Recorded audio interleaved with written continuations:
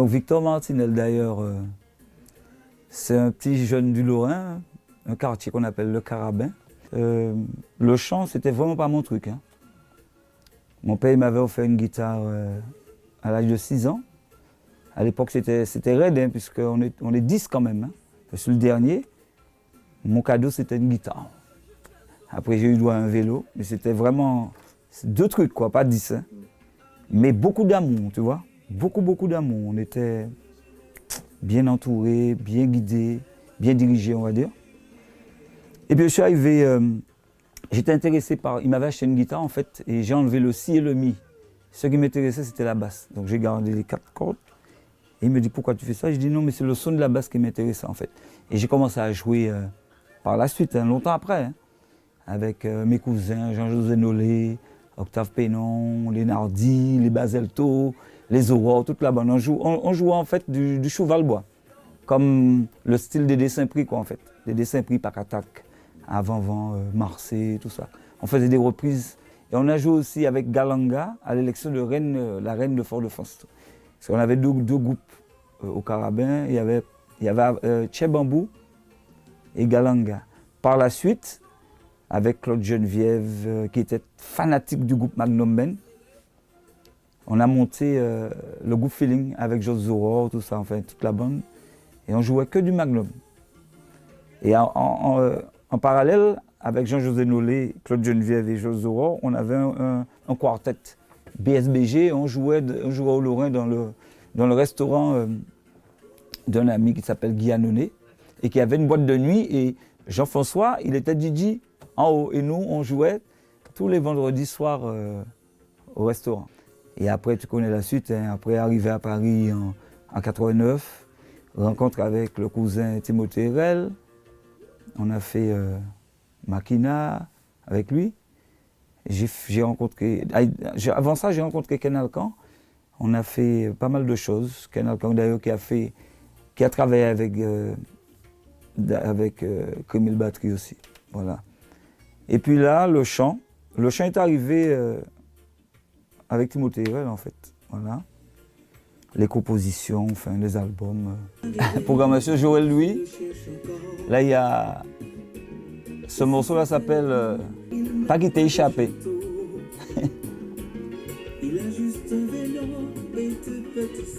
C'est un guitariste, un jeune haïtien qui joue à la guitare. Il s'appelle Evenson. À la basse, il y a Patrick Aiguille, au chœur, François Harpon, Dominique Fernet et moi-même. L'album, c'est vraiment le carrefour caraïbéen, quoi, en fait. C'est pour ça que quand tu as regardé la pochette, je voulais faire la Caraïbe, qui veut dire la plage, les cocotiers, tout ça. Et le ciel, dans le ciel, on voyait mes parents. Et devant la plage, on allait voir ma petite fille et mon fils. Et moi, un peu plus en retrait. Ce qui veut dire que la vie continue. Elle est la petite fille. D'ailleurs, il y a une chanson pour elle, hein, sur l'album, un reggae, qui s'appelle Meili.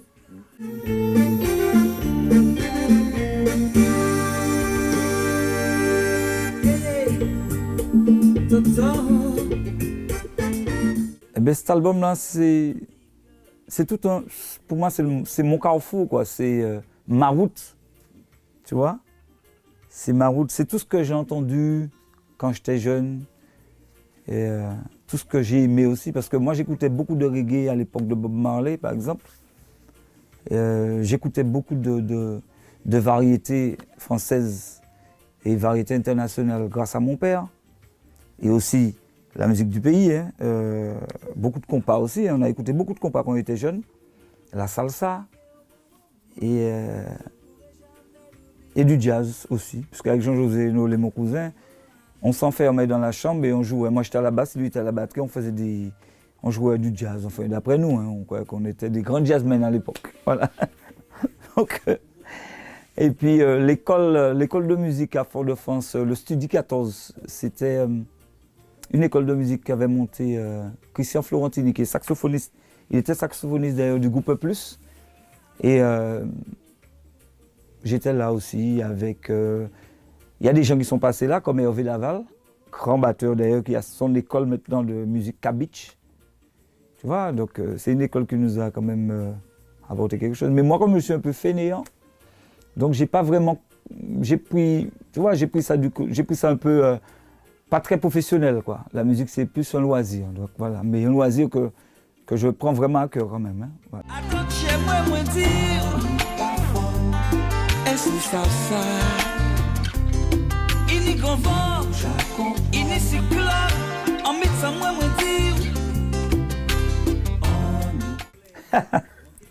Cet album, quand Fouca arrive, ça a été enregistré en partie chez moi, on va dire. Les prises de chant, chœur, basse, les programmations, j'ai démarré certaines programmations chez moi, parce que je ne suis pas programmateur, je fais le chantier, je suis manœuvre en fait.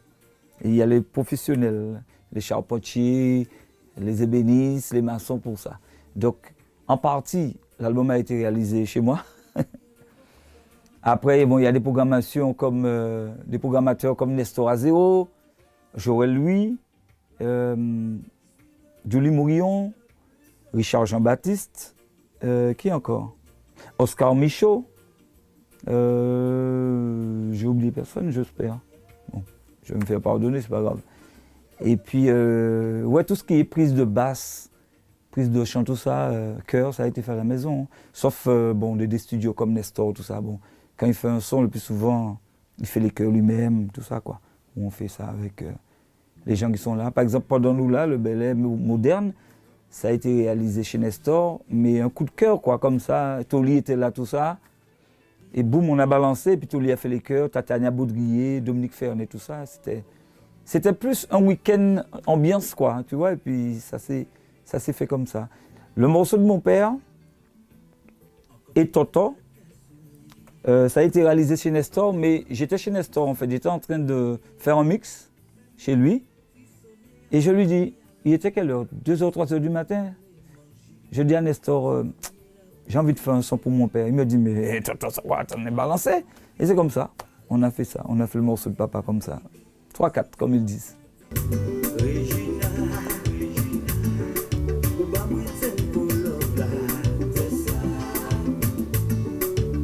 Luc Léandri, d'ailleurs, il m'a composé une belle chanson.